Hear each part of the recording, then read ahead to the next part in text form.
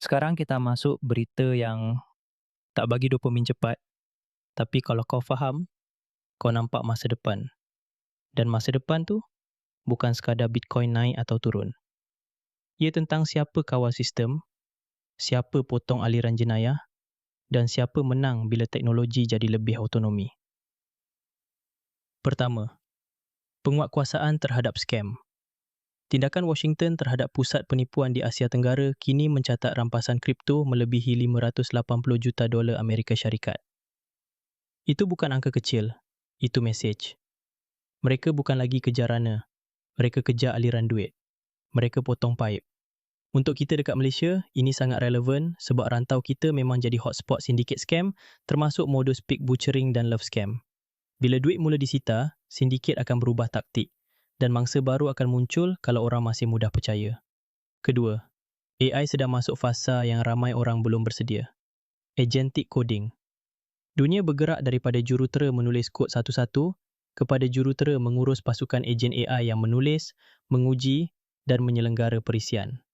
Manusia bukan hilang kerja serta-merta, tapi manusia yang tak adapt akan hilang nilai. Kau bukan lagi dinilai sebab kau boleh type laju. Kau dinilai sebab kau boleh arahkan sistem dengan betul, semak output dan buat keputusan bila AI bagi pilihan. Ketiga, autonomi ejen AI makin ekstrim. Alchemy dilaporkan lancarkan gateway berasaskan piawaian X402 yang membolehkan ejen AI beli kredit pengkomputeran sendiri. Dengar ayat tu. Ejen AI boleh belanja komput sendiri. So, soalan besar bukan boleh atau tidak. Soalan besar ialah, siapa kawal limit, siapa audit, siapa bertanggungjawab bila benda disalahguna. Kalau ejen boleh belanja tanpa kawalan, itu sama macam kad kredit tanpa had. Satu bab pun boleh jadi bil gila. Keempat, stablecoin sedang jadi produk modular. MoonPay, M0 dan PayPal diumumkan bekerjasama pada PYUSDX, rangka kerja untuk stablecoin berjenama khusus aplikasi. Maksud dia, masa depan pembayaran mungkin bukan satu stablecoin untuk semua. Ia mungkin banyak stablecoin untuk banyak app dan setiap satu ada rule sendiri, on-ramp sendiri dan compliance sendiri. Ini boleh mudahkan pengguna, tapi juga buat sistem jadi lebih kompleks. Akhir sekali, adoption global.